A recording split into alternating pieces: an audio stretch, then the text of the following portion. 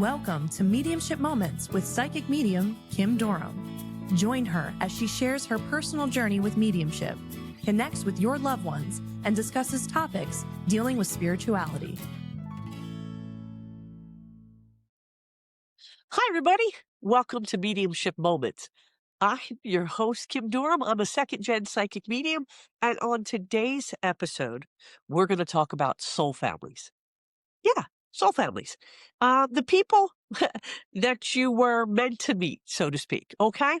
So in this episode, we're going to explore what soul families are and how to recognize them, kind of important, and why these spiritual connections might be as important as the ones that we're born into, okay? So let's get started.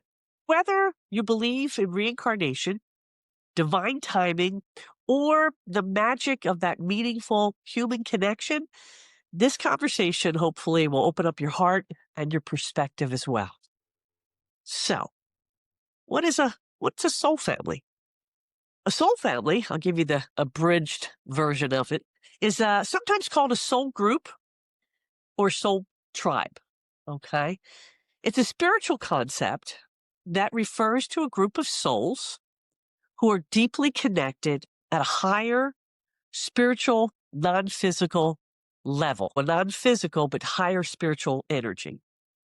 So, what does this mean, right? So, these souls, these soul families, or these souls, are believed to originate from the same source of a soul group in the spiritual realm and reincarnate across different lifetimes to support, teach, and help each other grow spiritually.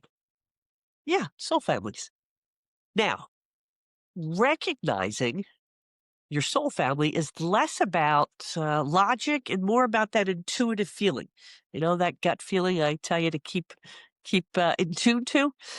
It's often very emotional and can be very transformative in the way that this soul family member comes into your life.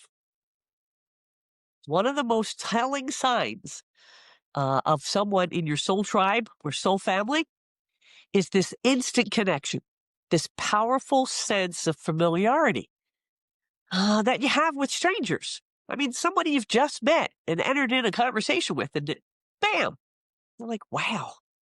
So have you ever met someone like that? You know, that there's this feeling that you've known each other forever? There's such an ease of conversation. It's comfortable. It feels like you were picking up where you left off when you last saw each other, although you're just meeting for the first time. Let me give you an example, right? You're in a high-level executive meeting for the first time, and a person walks into the conference room that you've never met before, never met this person. Boom, conversation started to click. We went back and forth, and it flowed so easily. It really, it was like we had met each other before. We were finishing each other's sentences. Yeah, you know, and you just have to stop and think, is this person part of my soul tribe? Okay. Because this person came into my life at a very highly transformative point in my life. And have you ever felt that sensation when you met your significant other? You were like, wait, is this the partner in my past life? Well, it could be. Very well could be. Having that instant connection, finishing each other's sentences, the conversation flows, and you just sit there and go, wow, yikes. Like, you wish every interaction with somebody you just met would be like that, but it isn't because they're not part of your soul family or your soul tribe, right? And another indication of it being part of your soul family is the depth of those interactions, okay, or the depth of that interaction. See, with soul families or family members, you'll often find yourself engaging in honest, meaningful conversation. There's this ease, flow, honesty, and like you can get to the heart of the matter right away. You're opening up to a stranger, right? But it feels so natural in the way that this interaction happens. And you're really what's different, it's not this connection goes far beyond chit chat, right? And small talk. We've all been there, you, you, you, you fill the space with that small talk. This is different. That interaction, the flow of the conversation, and the ease by which it occurs on that highly intuitive side, right? So when I talk about energy and people walking in the room, you're like magnetically drawn to them. You're just like, I've got to go talk to this person, or, let me sit over here, or there's just this light, this energy about them that you're drawn to. And it's not always, this is not in a romantic sense, okay? This is more about if you're really being called to be near them, being pulled energetically towards them. It can be like hanging out with an old friend, but it's the first time you're meeting them. And that's the difference. I'll give you, a bit of a story here. The first time I was in this person's presence, and it's actually with a friend of mine, John. I just was drawn to his energy. Now, he was one of my first teachers that I had. And yes, but it was different. It wasn't, a student who was oohing and ahhing and fawning over somebody successful in a field that they had hoped to work in. It was just magnetic draw. I was just drawn to him. And the conversation flows so easily. It's just like, he's my brother from another mother, like that kind of feeling. But this happened the first time. And it kind of shocked me, it really, really did.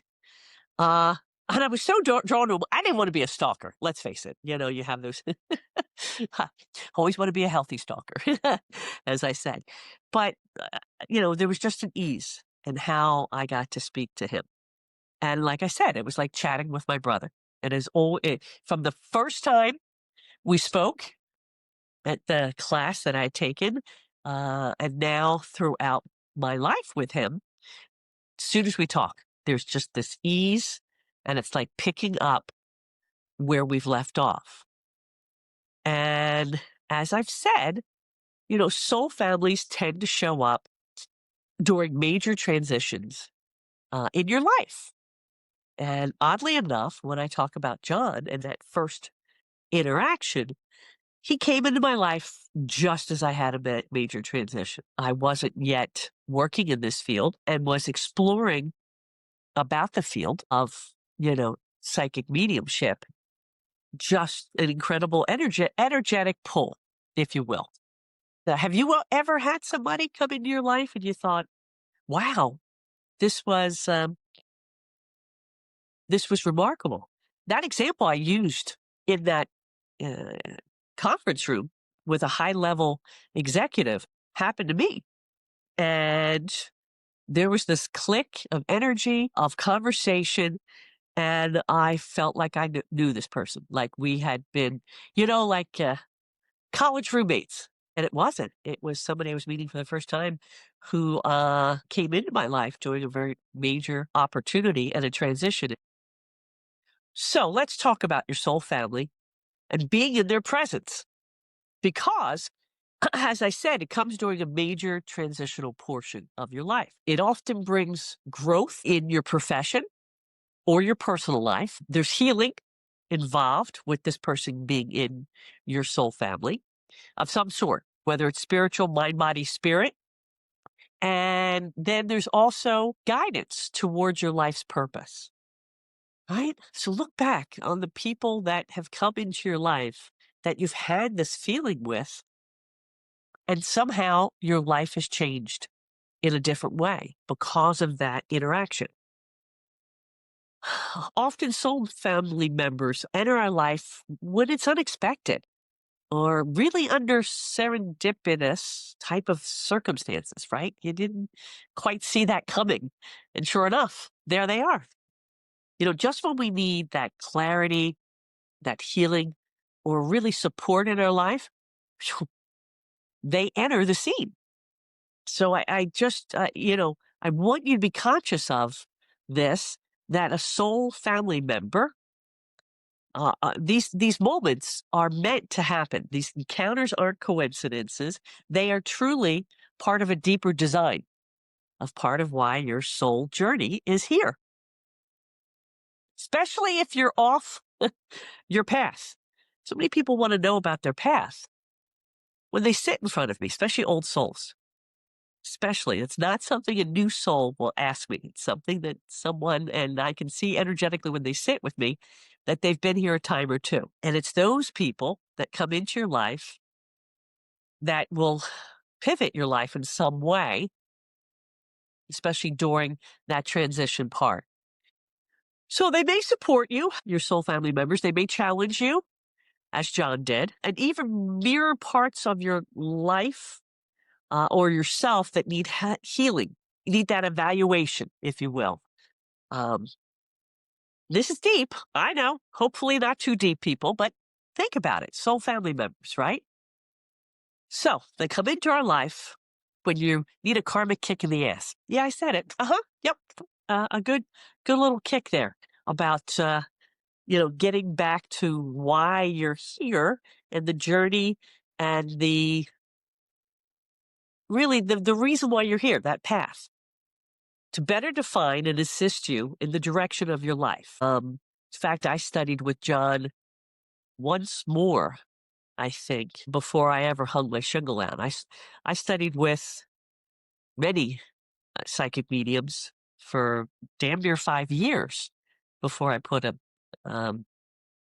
shingle out. I believe that everyone is born with the intuitive sense and the mediumship sense on some level. I was blessed because it was a higher level because of inheriting this ability. But it's those people that I studied with, or those people that have come in my life, if I look back on it and go, wow, whether it was in the psychic mediumship realm or business sense. Glenn came into my life after my mom crossed and was pivotal in the support that he gave me to take over the reins of my mom's business, and it's that pivot that I look back on the people that have come into my life that I've been so blessed to have, and they're part of my soul. I truly think part of my soul family, right? When they come in your life and they assist you, right, after they've given you a kick and assist you in the direction of your life, this is why you're here, right? It's not just to sit here and watch Netflix on the couch, although that's a nice way to spend a rainy day, isn't it? It is. These relationships are here to trigger strong emotional reactions. As I was saying before, these relationships, right, trigger strong emotional reactions. They're both beautiful and can be difficult. That intensity is part of their role to get you on your karmic path or to learn that lesson at that point of the journey that you're on.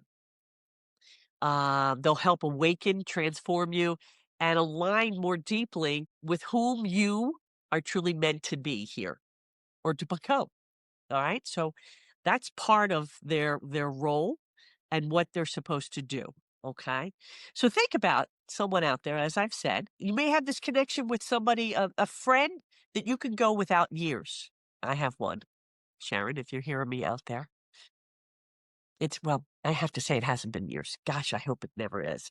But we just pick up where we dropped off. Tina, if you're out there, my colleague, God love you. We just pick up and start to chat, and she was part of my spiritual journey. In fact, I was in class with her when we studied with John. She's part of my soul family. But, you can randomly cross paths with somebody, after you hadn't spoken to them a while.